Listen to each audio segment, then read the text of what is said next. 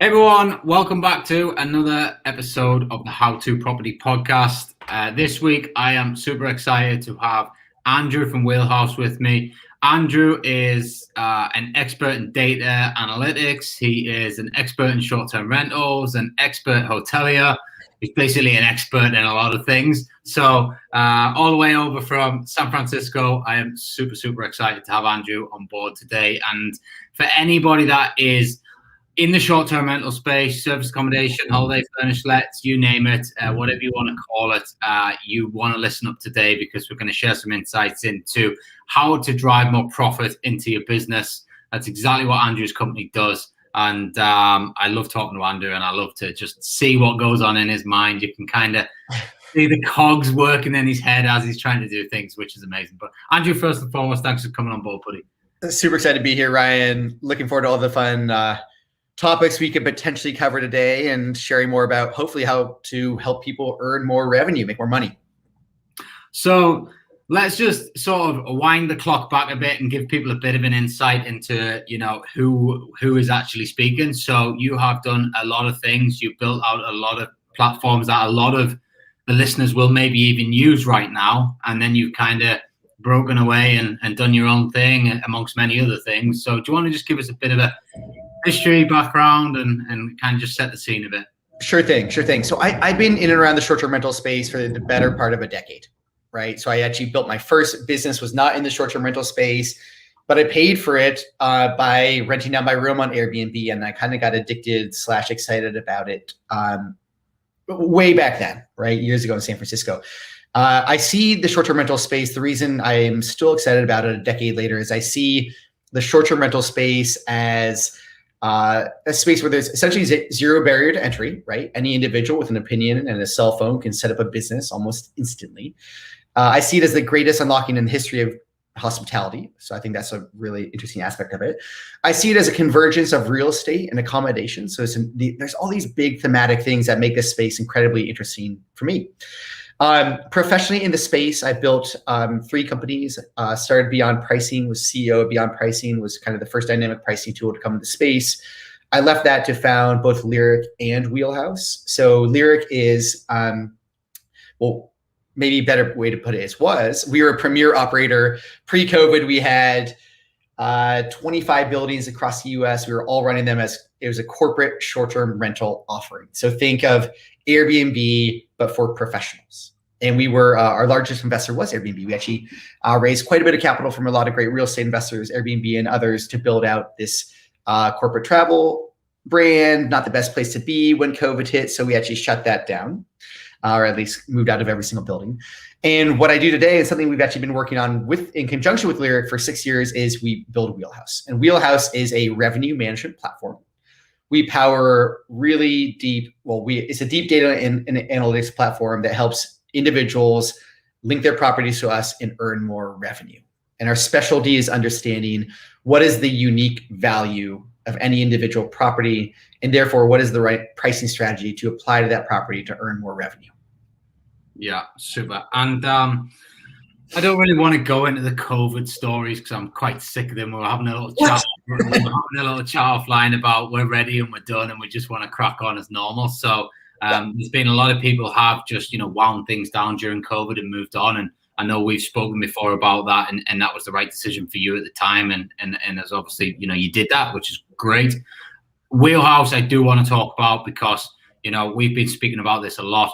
I can't wait until it's fully in the UK because I'm definitely jumping on board. As you know, we're just kind of working on that and waiting for you guys to get there. But the data, the analysis, the tools, the information that it gives someone like me to be able to not only earn more from the portfolio that I got, but analyze deals that I maybe want to take on and say, and I've been doing this a lot in Dubai. So I've been jumping on, I've been having a look at, the future graphs and saying, right, when's the best time to pull the plug? Because over there, they are still, restricted by these travel bans, and people are seeing that as a corridor to India and things like that with this Indian variant. And so, there's still a lot of countries not allowing travel there. So I'm watching that with,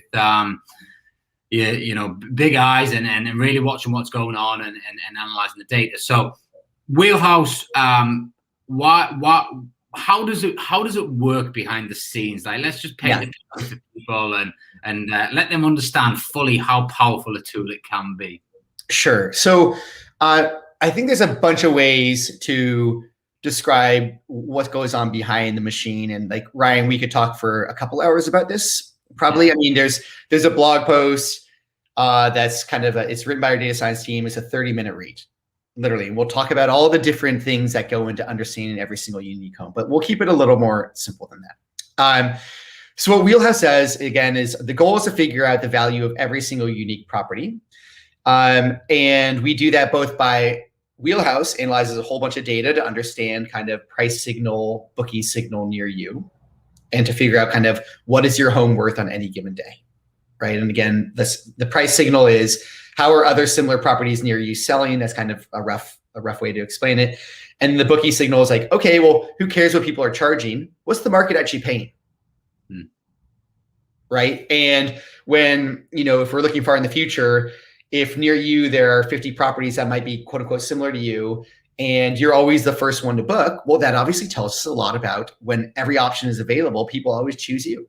You can charge more, right? So we're looking at kind of like first pricing signal, how are people priced near you, and then booking signal, how are people like actually booking and what properties are disappearing, right? That's kind of part one.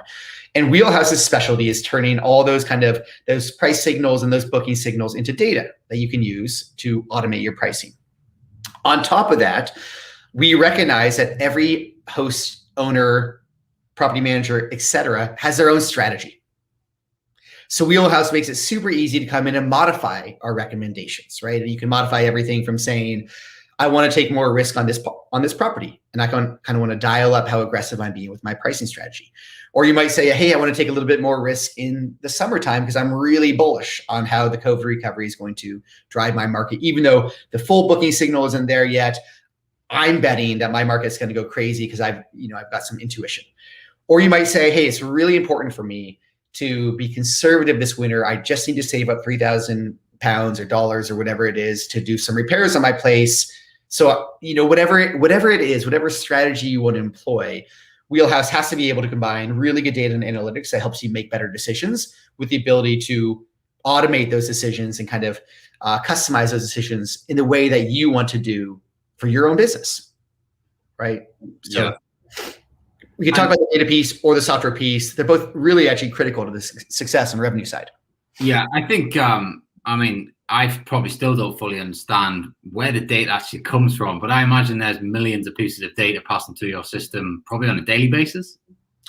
Yeah, the short answer is yes, but not millions, billions, right? We're looking at, and the way to kind of easily get to that number is, so right now we analyze 3 million listings per day. In 6 weeks, we're actually up that to about 7 or 8 million listings per day that we're analyzing. For every single listing, we're looking at, it's not just a single listing, of course, it's a listing with a huge number of attributes. So porch, pool, patio, Wi-Fi, parking, all those have different values on different days, right? Your pool is worth more in the summer than it is in the winter. And your parking spot is worth more to a family than it is to an individual. And like there's all these different kind of variables around those attributes. So call it 26 attributes around each listing. And then when you look out 18 months, you're suddenly looking at 500 days and trying to figure out kind of what is every single signal you can drive around every listing, every attribute, every day. And it adds up to billions of data points of analysis to help you understand how to price each property perfectly. It's pretty interesting. And of course, you need to have it be a living machine, right? That means, yes, we analyze new data every single day. Every single booking in your market on your listing changes our understanding of a day, of a listing, et cetera. So you need to build a machine capable of ingesting a huge amount of data, of storing that data, of running compute on it to understand each individual property. It's pretty fun.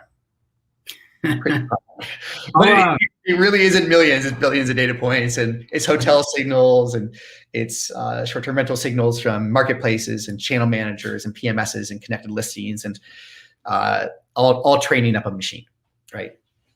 And I guess the question is, how on earth did you get into this? Great question. So my first foray into the professional short-term rental space was actually at a company called Beyond Stays. So before Beyond Pricing existed, Beyond Pricing was a company called Beyond Stays. And we were a professional property manager. We were operating in San Francisco. We had 50 properties and our team was manually updating prices. And I've been brought in to be the CEO of that company, but my experience is software, particularly around real estate data, right? And after looking at the operations for about 4 weeks, I called a buddy of mine, an engineering friend, and said, this is absurd. We're updating, we're using a spreadsheet and we're updating listings once every 3 or 4 days by hand with kind of a no demand signal built in. And so my friend and I, as a weekend hack project, we actually built the first automated updater that could go update Airbnb pricing for our listings in an automated fashion. And then we started to suck in data to start saying, well, let's start to apply real demand signals to us. And we built that for us. It was so effective that we decided that we would put that onto a site called Product Hunt. And we launched it on Product Hunt and we got some news around it. And we, within 7 days, had about 7% of San Francisco signed up and using the platform. And we ended up pivoting the whole company. We shut down our operating co and we said, we're all in on technology.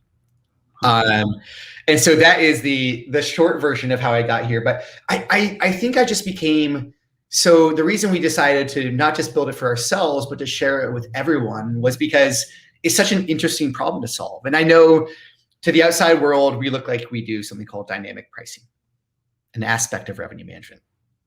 The way I see it is when someone partners with Wheelhouse, they need to trust us as much as they trust their bank, right? They are now making financial decisions for their business based on what we tell them to do. And that's a kind of awesome responsibility, right? It's not enough to say, hey, we did a decent job of modeling your pricing. It's exciting to us to say, we know how to price your home better than anyone else in the world. And here's all the data to do it. Mm-hmm. And now increasingly what Wheelhouse is doing is saying, we'll just show you everything. No need to keep this a black box anymore. We've run A/B tests for 7 years. We know this stuff works. Let's just show everyone exactly how to earn more money. So there's so many, I know your question was, how did I get started in it? And the truth is, it was solving my own problem. What it's led to is trying to solve other people's problems and kind of finding a way to give people the ability to trust what I admit is like kind of an intimidating / strange notion, which is, can a machine truly understand my unique property? And the answer is absolutely. Absolutely. And how much would you say the average host leaves on the table by not having? I know the average host leaves 22.6% on the table, and I say that because that's what Wheelhouse does in terms of revenue lift. That said, there's a wide range, right? So if you're already doing decent revenue management, and that means you're doing at least seasonal, day of week, and large event pricing, maybe you're not updating pricing every single day, but you're doing at least the basics of local demand modeling. Maybe you're doing better, and we can only increase your revenue by a smaller amount. But if you go read our reviews, hosts who go from essentially no revenue management or poor revenue management strategies to using Wheelhouse, it is not uncommon for our reviews to say, I made 100% more revenue. So on average, and I can talk more about how we actually measure, what's the methodology, so I can state that we make people 22.6% more revenue. Happy to do that. But suffice to say, revenue management drives your top line because it costs you essentially nothing. Most of that goes straight, if not all of it, goes straight to your bottom line as well. Mm-hmm. With revenue management, it's not just about increasing daily rates. It can be about driving occupancy, which means you might have some operational costs associated with that additional occupancy. But in general, it's usually pass through to your bottom line. Mm-hmm. Mm-hmm. Not bad. Yeah, I mean, like you put that into numbers. If you say, average revenue $2,000 a month, there's 24 grand a year. So you're like 4,800 you're leaving on the table. It's a lot of, yeah.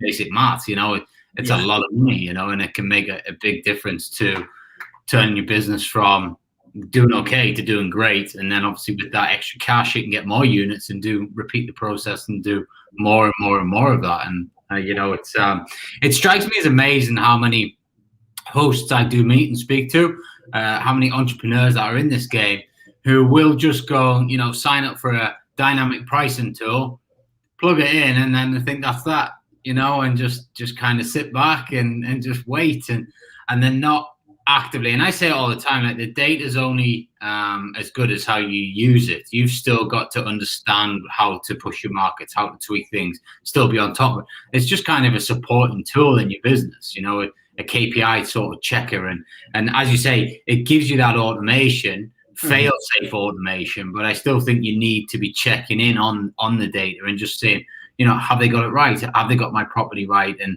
obviously your software is a lot more intelligent and that can therefore probably make those better decisions based on more and more data. And I guess the bigger you scale, the more data you get, right? So the more powerful that system is going to become. Yeah, you know, I would say I still know leaders of companies that have more than 500 listings where the CEO/founder is still in Wheelhouse using us to manage revenue, right? So I think it's one of those things that even as you're scaling your portfolio, it's going to be something you want to keep your pulse on. And if you're a property manager, you know, you might need to manage for different outcomes for different ownership groups. If you are a CEO or a founder and you're managing a brand, you might actually want to have a particular kind of price profile that you're trying to keep to maintain a particular brand image, whether it's a value play or a luxury play or whatever it may be. So you might want to modify certain aspects of our pricing algorithm to achieve that, right? We recognize our different goals. But yeah, I think there's just a look. I think if you did set and forget Wheelhouse, you're going to have a pretty good outcome. Yeah. If you do lean in and you have someone managing revenue and driving more strategies, I think you're going to have a better outcome. And I think we have full-time revenue managers who manage on Wheelhouse, and they spend all day kind of turning knobs and dials and doing different strategies. And, you know, once you have your pricing set up, you still need to think about your distribution strategy and your discounting strategy and your merchandising strategy. And there's a lot to it, right? There are revenue organizations in hotels. But yeah, I would say, yes, you can set it and forget it.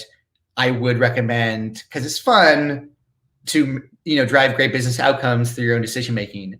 It is a good idea to keep a pulse on both your comp set, your market reports, the other things that are available on Wheelhouse as well. Yeah, 100%.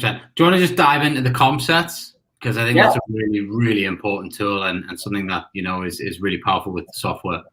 Yeah. Should I talk about kind of the breadth of the platform now, including comp sets, or? Yeah, you could do. Yeah, I think it's an amazing platform. And I think the more people understand about how it works, this is not like a pitch for the platform. This is just like to show you what you need to have behind a professional short-term rental business. Like this has got to be in your toolkit under the hood, you know. Yeah.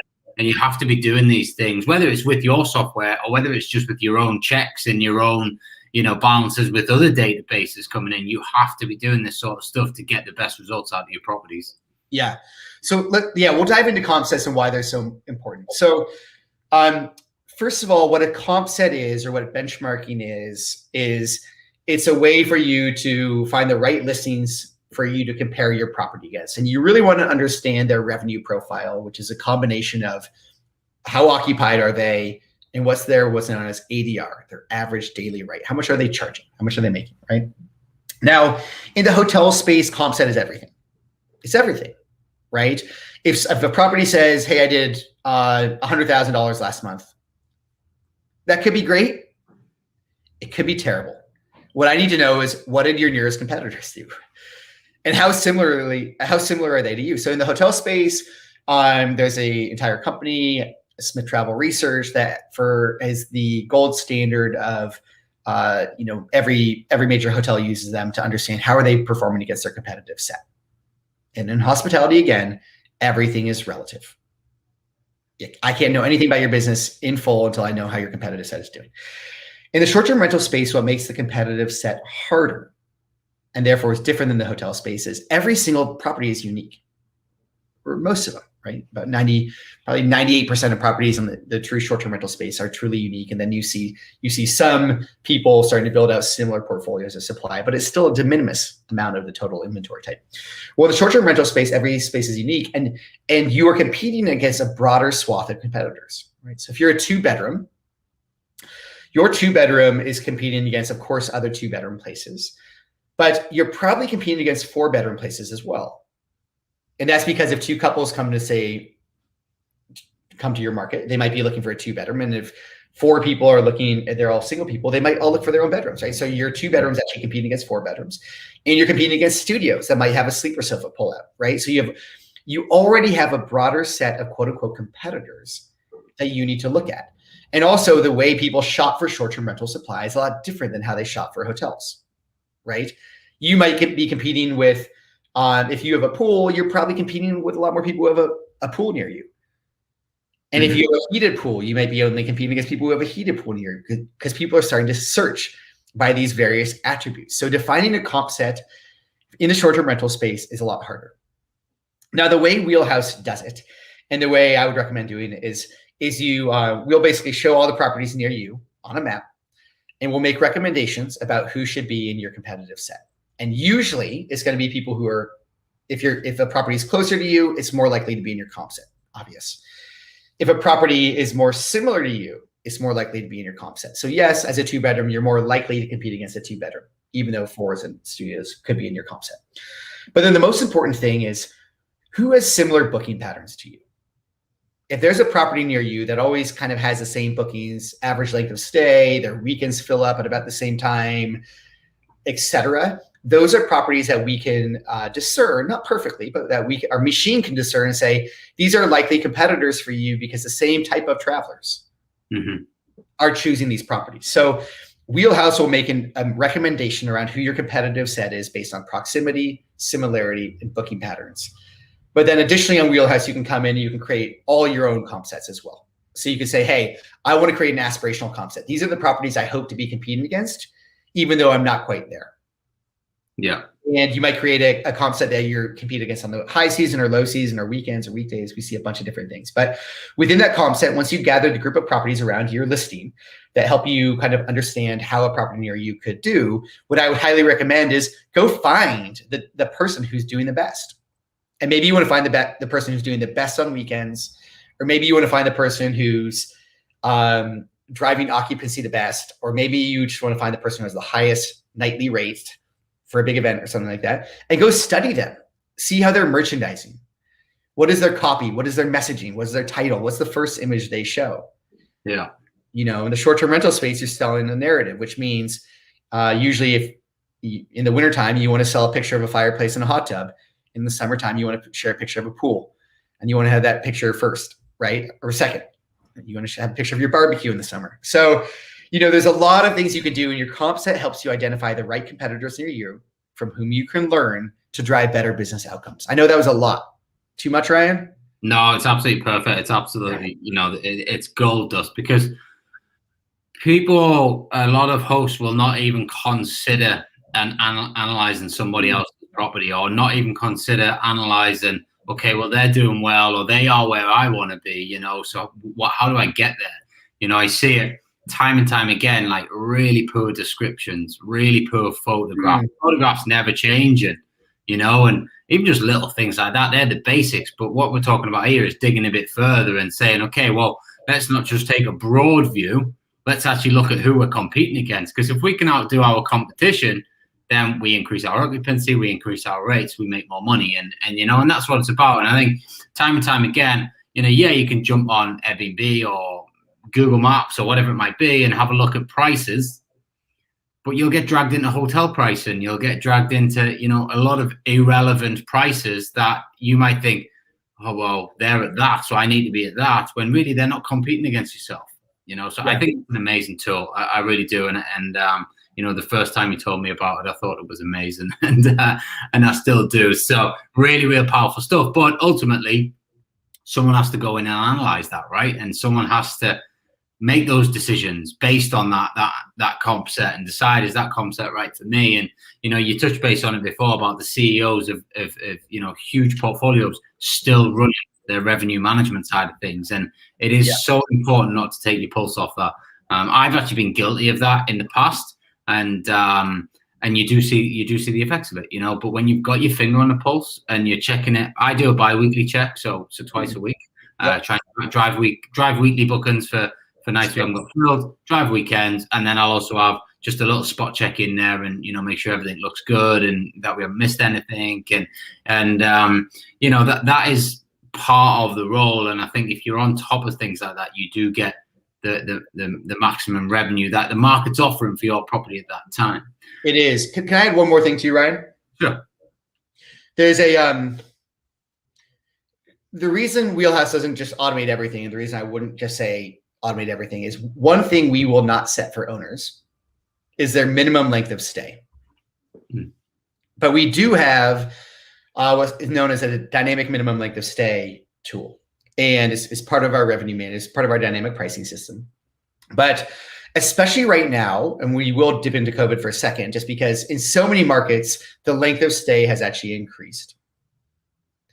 And there's an opportunity for folks to capture longer bookings, multi-week bookings. And you're also seeing a pattern now, and it was a little more prevalent a couple months ago, where people would book for 2 months or 2 weeks, and then they extend their trip for another week or 2 weeks because they have this travel flexibility, right? And I would actually, my bet is that this new kind of midterm, longer term stay is here to stay.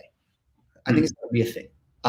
We can talk all about why that is, but I think plenty of people, once COVID is gone, they're going to say, well, I actually proved I can work from anywhere. Now I'm truly going to go work from anywhere because I feel safe. So I think a lot of people think there's going to be a reversion to the mean of the old travel patterns. I do not believe that will be the case. Yeah. But that longer length of stay means that it's more important than ever to protect your calendar in the far future. And if you have a lot of short bookings that break up your calendar so that you don't have the ability to sell like a 1 week or a 2 week or a 4 week stay, because people who book longer stays usually plan farther in the future. So you can use a dynamic minimum length of stay tool that you as a user or customer of Wheelhouse are fully in control of. But you can say something like, more than 90 days out, make sure that the minimum length of stay for any booking is 7 nights.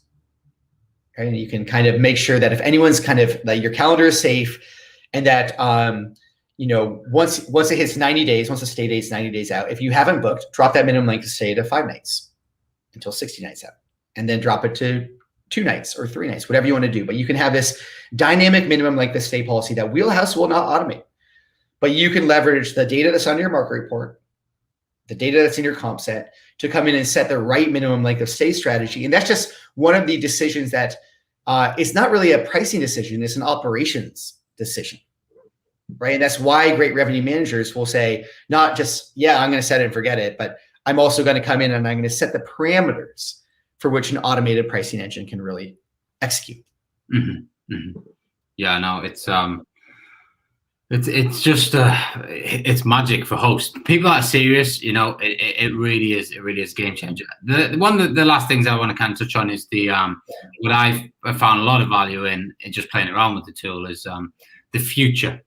And I know no one can really predict the future, but just a bit of an insight into kind of how that works and kind of how you can then, I know how I can make acquisition decisions based on that data, but I think to understand how accurate it is and how confident the data is, I think that is a really powerful tool to be able to help people like myself and hosts listening to be able to confidently take on units, rental arbitrages, or buy them and put them in your own portfolio and decide to run them as a short-term rental and know that they're going to be profitable by punching the data into. So I basically take the percentage occupied plus the ADRs, and I pump them into my spreadsheet and I go, okay, yeah, as long as that plays out, that works. Obviously, I'm a realist. I understand that no one can predict the future, but you can only get the best guide you can possibly get from data, right? Yeah. Well, and I think so. Something we have right now, if you were a customer on Wheelhouse, you actually can come in. So all the comp set data and the market report data is now exportable, right? Meaning you can come in, you can look at all our graphs, you can look at our charts. We'll predict the future. What Ryan's saying is like, hey, we'll show you what occupancy rate, kind of what occupancy is on the books, looking forward. What is it projected to be? We'll do that part. We'll look at historical data, so you'll be able to look back in some markets more than 2 years. I guess I think we share 2 years in arrears on the market report, so you can come in and do your own analysis of that. But what we made available about 2 weeks ago is the ability to export all that data. So if you wanted to run your own Excel models on top of it, super easy to download all the data and run your own reports. On the comp set tool, you can export all of that data as well. And right now you need to have a listing and you need to have an actual listing. Unless you call me, I can make you a hypothetical listing. But we can build you a comp set through, and you can do your own much more detailed modeling about how's a property expected to perform. And in about, I'll say at worst, 8 weeks, I'm hoping 4, you will be able to come in through the tool itself, and I won't have to manually create you a hypothetical listing. That's the notion of, okay, let's say you wanted to invest at a particular address and buy a particular home. You could come in and actually create that home, and we would identify your comp set for you, tell you exactly how everyone does. So even though we might have an opinion about how to underwrite, I think it's more important just to provide you with the data and say, here's how the best person near you is performing. Go study them. Do you think you can emulate it? What advantages might they have over your property? Because the truth is that the market is the ultimate source of truth, meaning a pricing engine gets better the more bookings we see at your property. So if you have a brand new property, we can make a hypothetical assumption about how your property could do. Should it be well run or normally run? But in truth, the market will tell us over time, not only what is your place worth, but how to derive more value from your place through better merchandising and other decisions. So yeah, I would say there is no kind of magic ball yet where you can say, I've done a lot of investing in the category. I still would say, hey, you need a human to check the data. But the data on Wheelhouse is available, it's exportable, it's in your control. We have other partners who we can recommend should you want to underwrite a particular type of product, like a multifamily building. I have people I can connect you with other people who can leverage Wheelhouse data and kind of amplify it in a way as well to help with that. But yeah, unfortunately, no magic 8-ball yet. But with Wheelhouse, there's a way to get a lot of data that can drive a lot better business decisions. And by the way, should you be not looking to just lease and do your own thing, but if you're in the property management game and you're managing on behalf of others, all that data that's exportable as an Excel file is also exportable as an image, meaning you can put comps in front of a potential property owners and say, hey, here's how we think we can drive performance of your asset. Here's where you're underperforming. Here are your areas of opportunity. So there's a lot you can do now to kind of drive your business in new and meaningful ways on Wheelhouse. Yeah, no, it's an amazing it's certainly an amazing tool. And what's the future? I mean, you give us a bit of an insight there in terms of being able to, I guess, go into analyzing potential acquisitions that you've got. But where do you see next 12, 24 months going with the platform? Yeah. Key focus right now is making Wheelhouse available everywhere. So you mentioned the UK and when we're going to be available in the UK. And the answer to that is mid-July. Can't wait. We also will be announcing in conjunction with that Wheelhouse will go from being available in about 12 PMSs to about 100. So that's part 2. Part 3 is moving into a little bit of like more hotel pricing, actually. So we think there's a really interesting convergence going on between the hotel space and this midterm stay and short-term rental. So that kind of like advanced grouped inventory that we think is really interesting, that kind of portfolio management is an additional layer we're really interested to build. Now, there are other things we want to pursue longer term. I'm very interested in how ancillary revenue can be maximized in the short-term rental space. Ancillary revenue is everything from hotels as food and beverage to early check-in, late checkout, and other things. In the short-term rental space, that's a de minimis amount of revenue. So you can bet that Wheelhouse is very interested in that, although I think it's a little further out. Yeah, no, I think a lot of money gets left on the table by not putting upsells in there. And 100%. I mean, it's mental what people will pay. You'll say, okay, if you want a crate of beer and 2 bottles of wine, it's going to be 75 quid. It costs like 15 quid to go and get them from the shops. People are like, yeah, that's fine, because they just want to check in, go straight to the fridge, crack a beer open, pour a glass of wine, and get on with their weekend. They don't want to have to go and get that stuff. So for them, split between the party, it's not that big of a cost.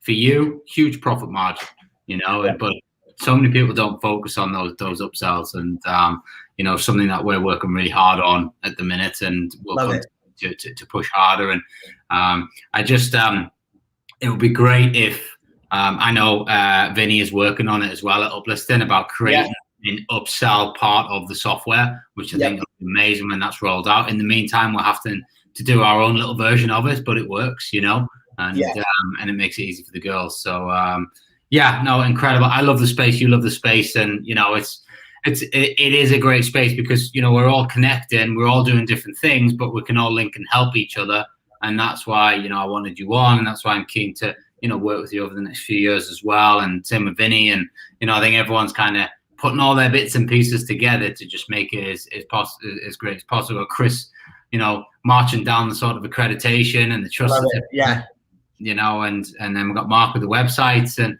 you know, so you put it all together and you really do have a powerful business model, you know, as long as it's executed in the right way. And you know, and then you can just do what you're good at, which is just finding properties and hosting guests. And then the rest of it like pulls those guests in, you just then turn them over and go again and just keep finding more properties. So now how can people, I know you're busy, so I'm gonna let you go. How can people contact you? I know you're on Clubhouse, I know you're out and about all the time, and more importantly, how can they get access to Wheelhouse? Yeah, so if you want to access Wheelhouse, it's at usewheelhouse.com. Super easy to sign up, free to create an account. You can link properties, test us out, etc. We're on, of course, all the social, but I'm personally most active on both LinkedIn and Twitter. I'm Andrew Kitchell, very easy to find. Reach out to me directly. I'd love to hear about your business. I'm Andrew at Use Wheelhouse if you have any questions for me. If you want to talk about anything from partnerships, we have full APIs you can build on top of us. If you want to talk to us, if you have a large portfolio and want to talk to the sales team, very easy to reach us too, sales@usewheelhouse.com. Other than that, we publish 90% of our research is all available on our blog.